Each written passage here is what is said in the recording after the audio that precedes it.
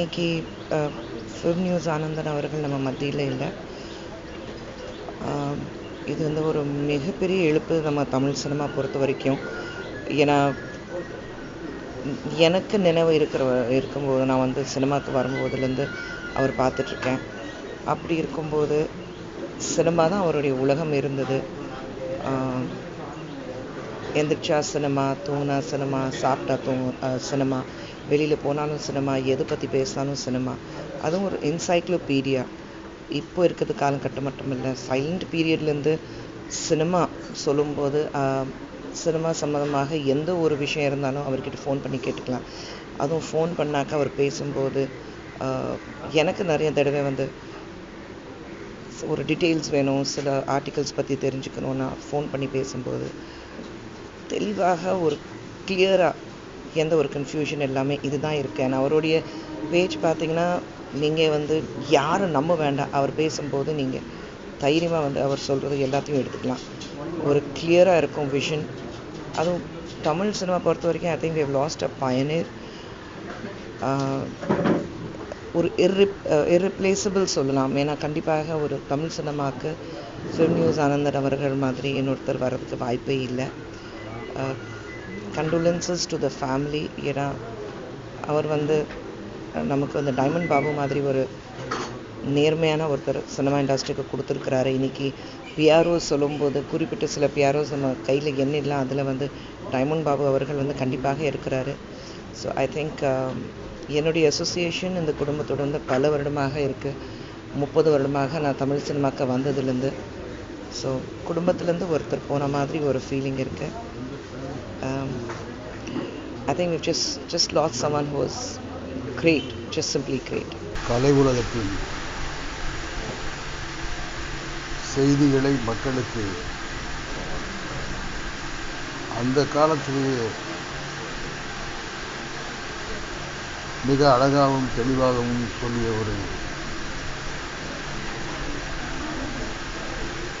ஒருவர் தான் film news Anand அவர்கள்.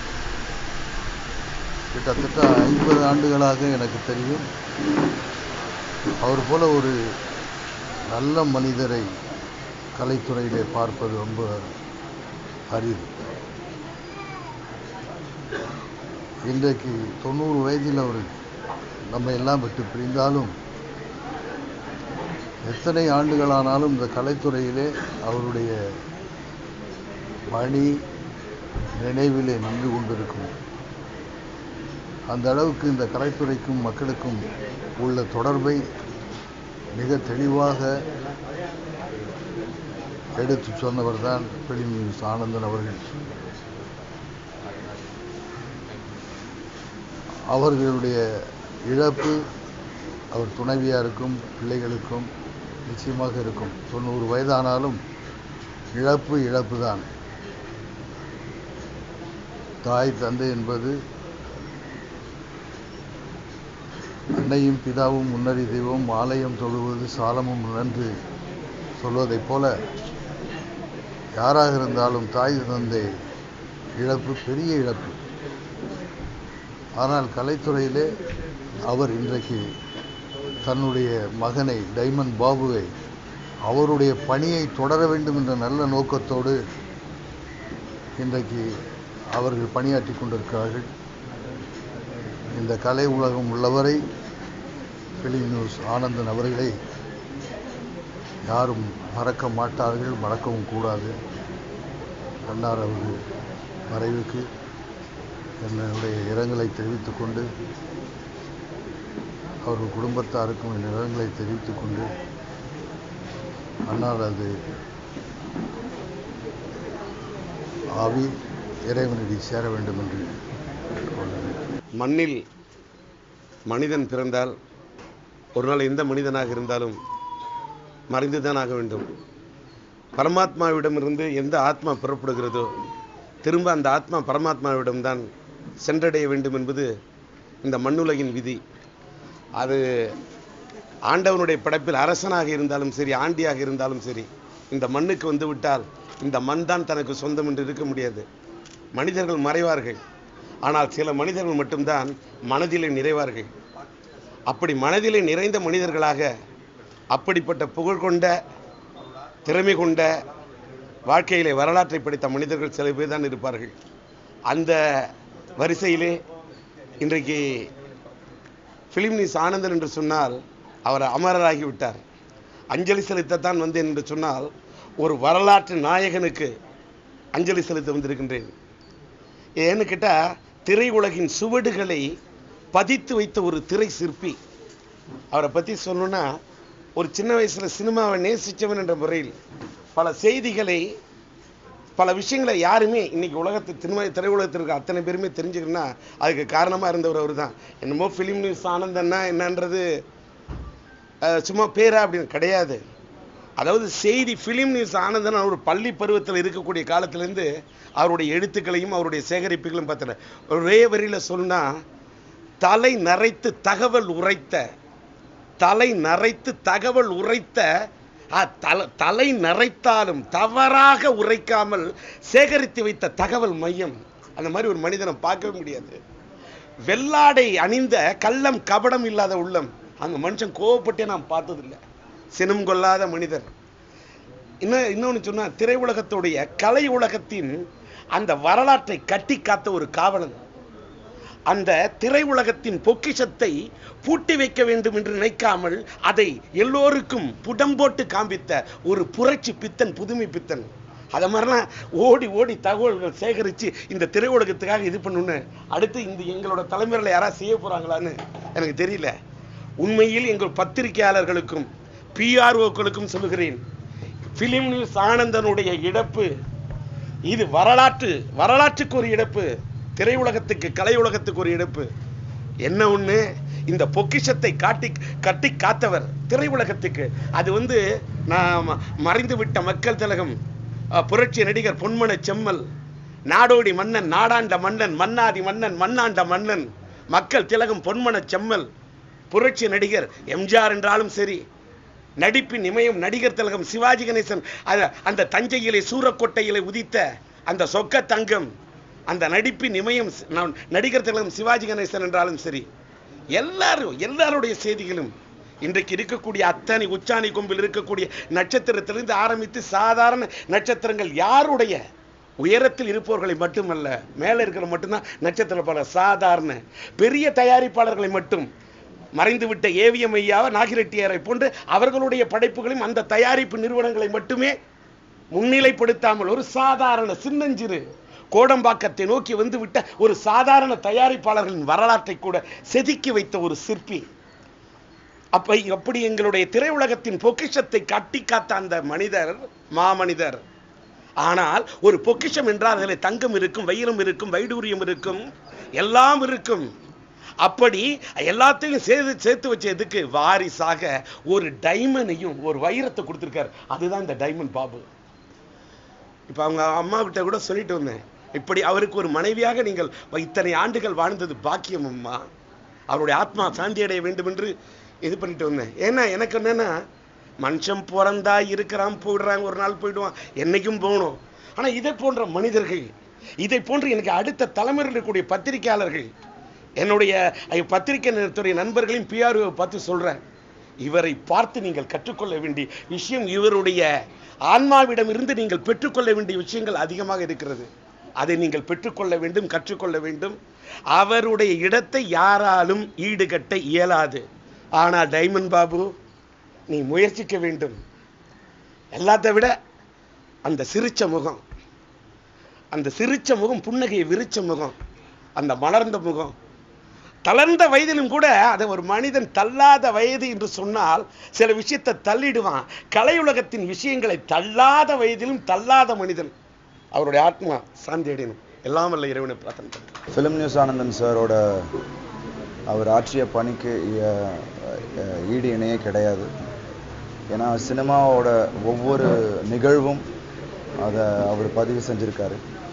நான் இண்டஸ்ட்ரியில் என்டர் ஆனதுலேருந்து ஒரு ஃபங்க்ஷன், ஒரு ப்ரிவ்யூ ஷோ, எதாக இருந்தாலும் அவர் தான் முதல் ஆளாக அங்கே இருந்து அதை இருப்பார்.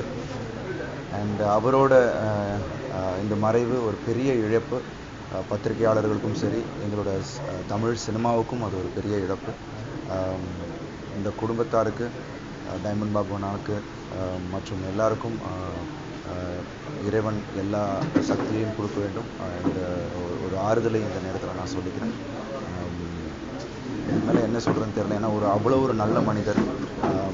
ஸோ நாங்கள் நடித்த படங்களாக இருக்கட்டும், எந்த படம் எப்போ ரிலீஸ் ஆகிறதா இருக்கட்டும், அவர் அப்படி அவர் ஃபிங்கர் டிப்ஸில் வச்சுருப்பார். ஸோ எங்களுக்கே எத்தனை படம் பண்ணுன்றது அவரை கேட்டுச்சிருக்கோம். அப்பா எத்தனை படம் பண்ணாங்கன்னு ஒரு தடவை எனக்கு தெரியணுன்றதுக்காக அவருக்கு தான் முதல் நான் ஃபோன் பண்ணேன். ஸோ அந்த மாதிரியான ஒரு மனிதர், ஒரு ஆர்கைவ் ஆஃப் தமிழ் சினிமான்னு சொல்லலாம்.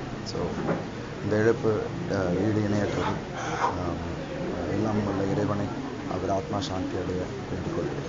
தென்னிந்திய சினிமா வரலாறு ஒரு பெரிய புத்தகமாக எழுதி அதுக்கு முற்றுப்புள்ளி வைத்தார் ஆனந்தன் அவர்கள். இதை விட என்ன சொல்ல முடியும்? ஏறத்தாழ 60 வருஷமாக இந்த சினிமா அரங்கத்துக்கு அவர் பண்ணின தொண்டு சாதாரணமானது. அவர் பார்க்காத ஸ்டார்ஸ் கிடையாது, அவர் பார்க்காத டெக்னீஷியன் கிடையாது, அவர் எழுதாத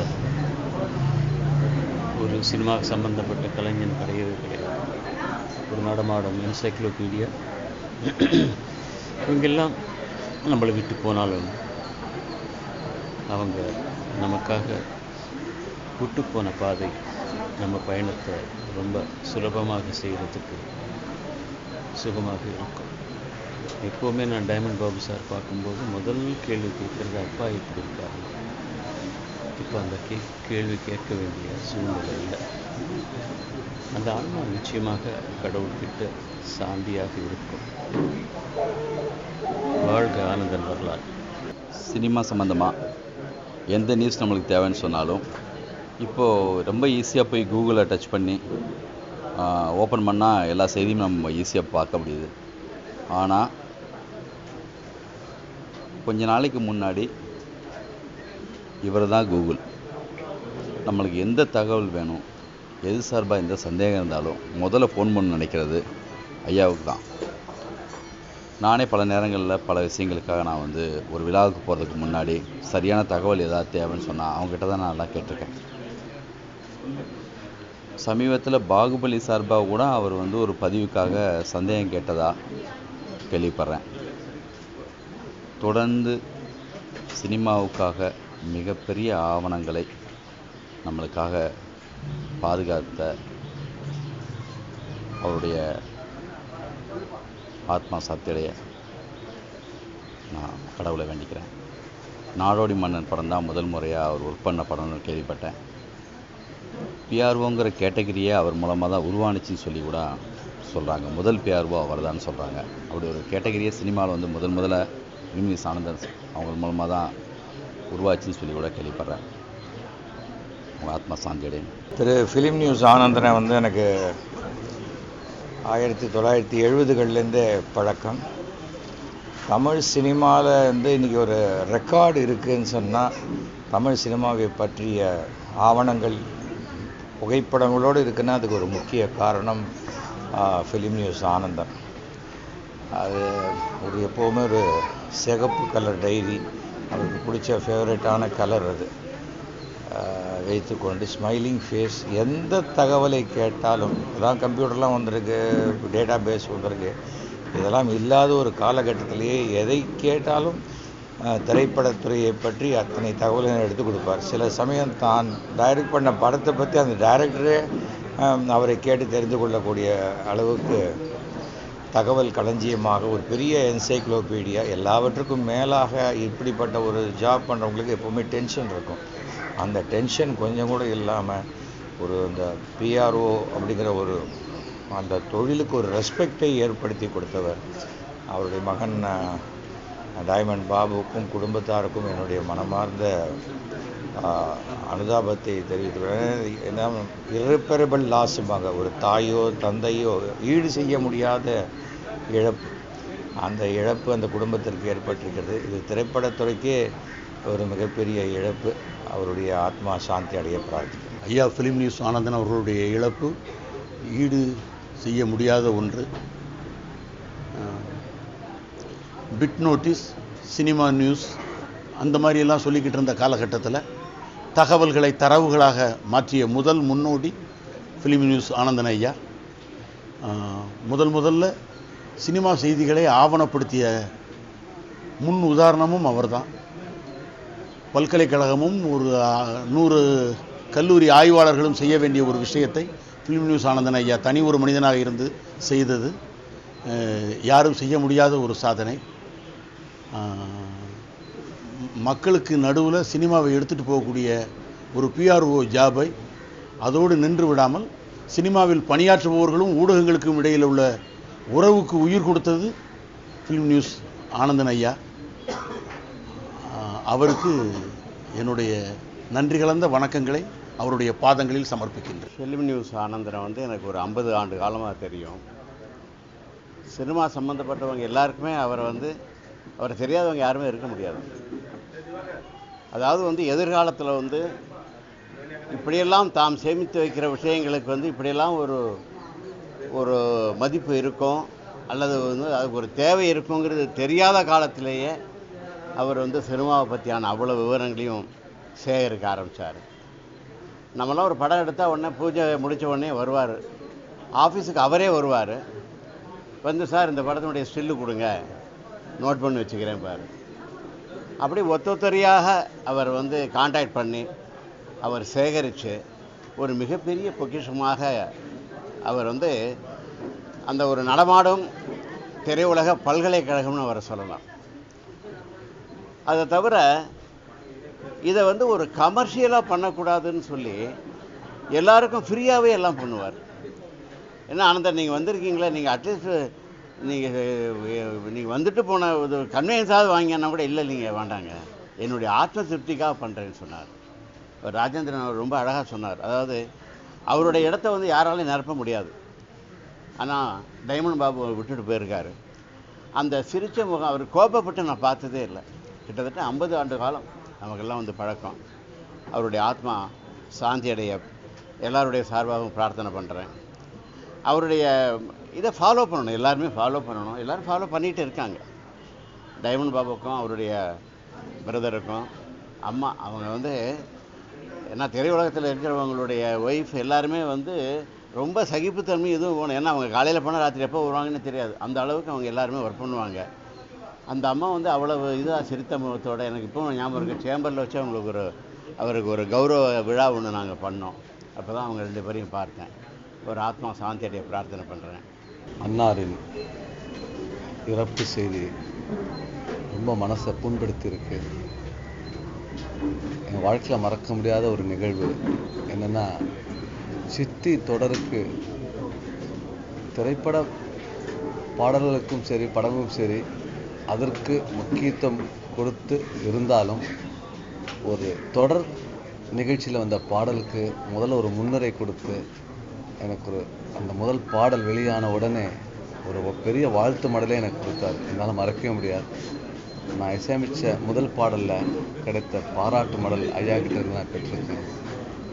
அவருடைய மறைவு நம்மளுடைய தமிழ் சினிமா உலகத்திற்கு பேரிழப்பு, ஒரு பொக்கிஷம். அந்த பொக்கிஷம் இன்னைக்கு மறைவு ரொம்ப துக்கமான ஒரு நிகழ்ச்சியாக இருக்குது. அவருடைய குடும்பத்தாருக்கு